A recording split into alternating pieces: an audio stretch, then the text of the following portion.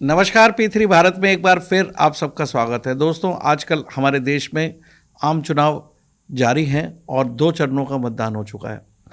यदि हम राजनीतिक गतिविधियां देखें तो एक तरफ एनडीए जो BJP lead Modi lead NDA गठबंधन है, वो जोरों शोरों से चुनाव घोषणा होने से पहले से विभिन्न चरणों में अपना प्रचार प्रसार बहुत तेजी से कर रहे हैं। दूसरी तरफ एक इंडिया गठबंधन बना जो यूपीए को ख़त्म करके बना। यूपीए की चेयरपर्सन थी सोनिया गांधी। तो जब यूपीए लड़ रहा था तो ऐसा लगता था कि कांग्रेस लीड कर रही है और उसमें यूपीए के चेयरपर्सन गांधी परिवार से हैं। लेकिन इस बार परिस्थितियां बिल्कुल अलग हैं। इंडिया गठबंधन जब बना तो उसमें ना तो कोई कन्वीनर बन पाया, ना ही कोई लीडर बन पाया और ना ही प्रधानमंत्री का पद के लिए किसी को घोषित किया जा सका। जिस व्यक्ति ने इंडिया गठबंधन बनने का इनिशिएटिव लिया था वो व्यक्ति जो है नीतीश कुमार बीजेपी के साथ चले गए और एनडीए में शामिल हो गए। तो एक तरह से इंडिया गठबंधन की शुरुआत एक ऐसे व्यक्ति द्वारा जिसके द्वारा की गई वही एनडीए में चला गया। तो ये बहुत बड़ा झटका था। अब इस चुनाव के दौरान जब हम इंडिया गठबंधन सो कॉल्ड मानते हैं, जबकि जनता का हर व्यक्ति ये मानकर चलता है कि इंडिया गठबंधन मजबूरी का गठबंधन है, जिसके जितने भी गठबंधन के दल हैं वो किसी स्टेट पर एक दूसरे के खिलाफ लड़ रहे हैं और कहीं पर कहते हैं कि हम गठबंधन में हैं। जनता को पूरी बात समझ आ जा रही है।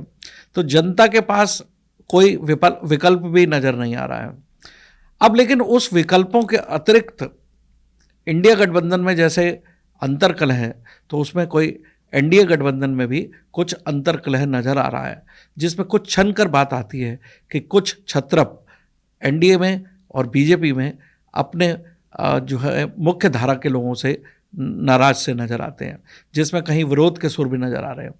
लेकिन आज की चर्चा का जो विशेष महत्व है, इसमें गांधी परिवार के बारे में चर्चा करते हैं। सक्सेना साहब जी, नमस्कार। आपका स्वागत है। जी जी।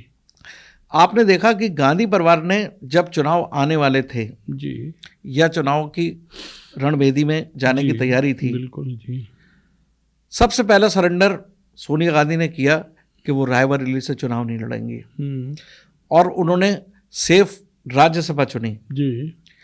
ये एक तरह से ये इंडिकेशन देता है कि सोनिया गांधी समझ चुकी हैं कि उनका रायबरेली में चुनाव लड़ना बहुत मुश्किल है और जीतना बहुत मुश्किल है, या कोई और कारण हो सकता है। क्या समझते हैं कि उन्होंने रायबरेली छोड़कर जो उनकी परंपरागत सीट थी जवाहरलाल नेहरू से लेकर इंदिरा गांधी से लेकर, वो छोड़कर सोनिया गांधी ने राज्यसभा चुनी, तो क्या समझते हैं आप, क्या कारण हो सकता है? देखिए, रायबरेली को मैं निजी तौर पर घूमा हुआ हूँ, मैं जानता हूँ जिन लोगों का आप नेहरू परिवार के लोगों का नाम ले रहे हैं, उनका रायबरेली में कहीं ना कहीं कॉन्ट्रीब्यूशन था।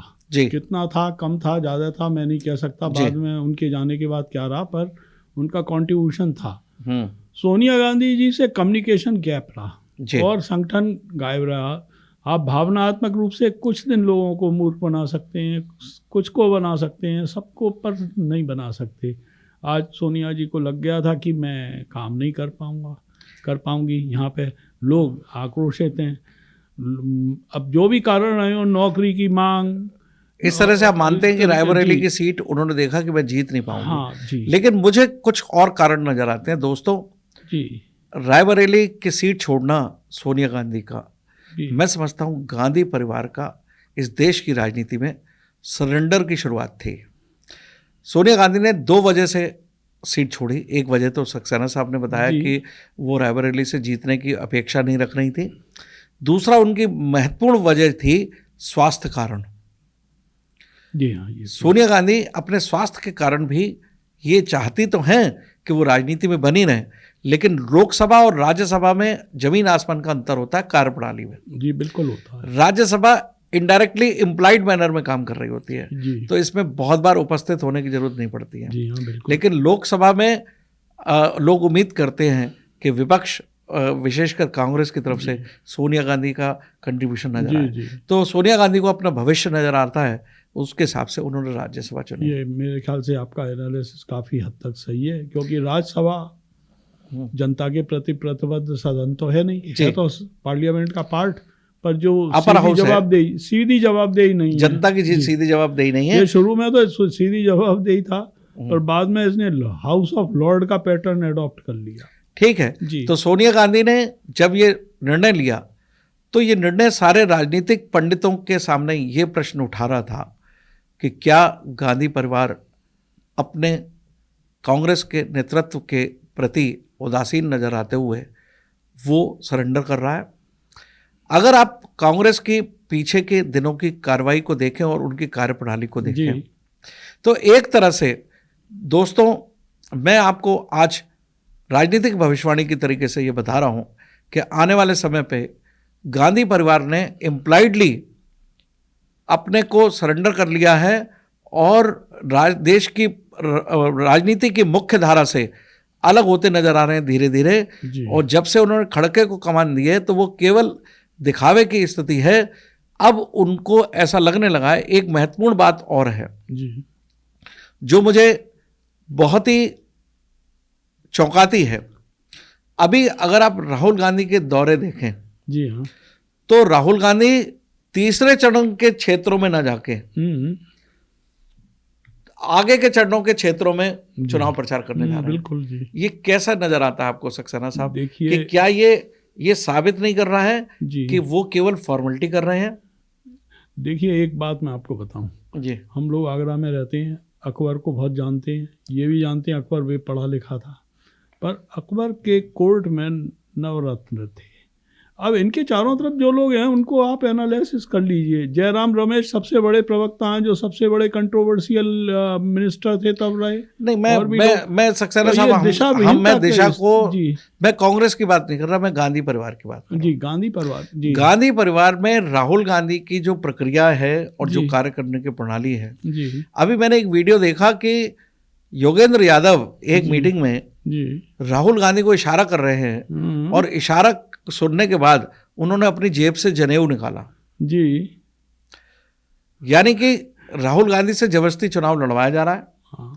और जबरदस्ती उनको मैं समझता हूं बलि का बकरा बनाया जा रहा है। राहुल गांधी और सोनिया गांधी और गांधी पूरा परिवार जी, मुझे लगता है इम्प्लाइडली ये एक्सेप्ट कर चुका है कि हम फ्यूचर में कांग्रेस को नहीं चला पाएंगे।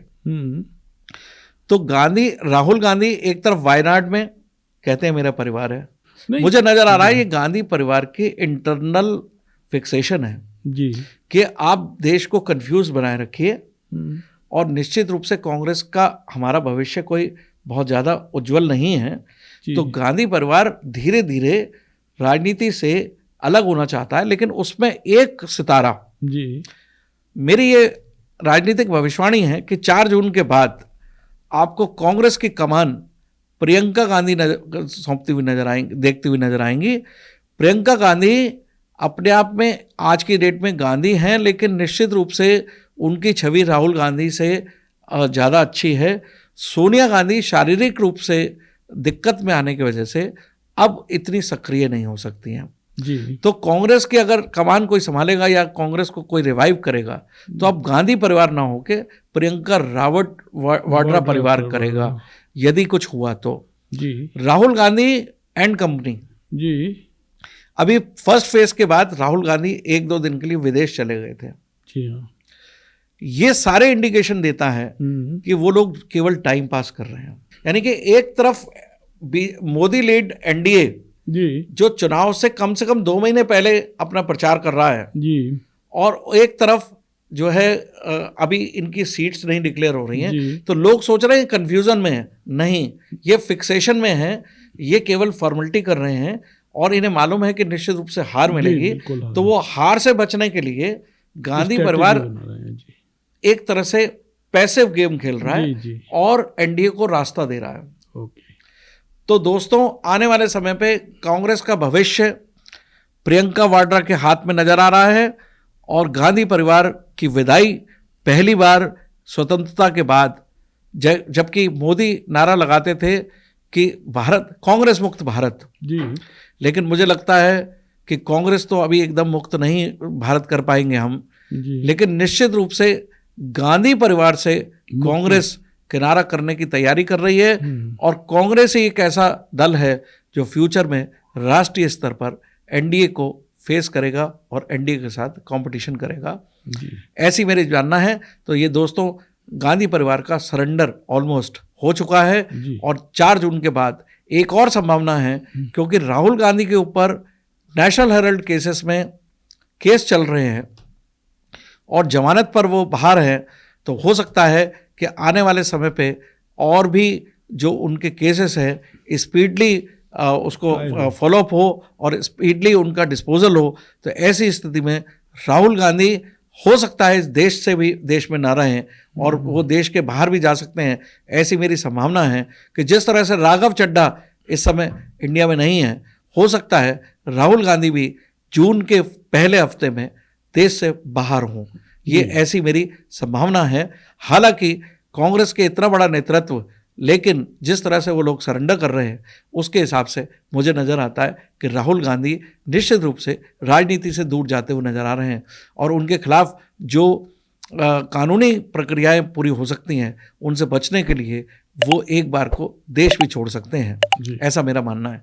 आइए चलते हैं, देखते हैं जून के महीने में क्या क्या राजनीति हमारे देश में करवट लेती है। धन्यवाद।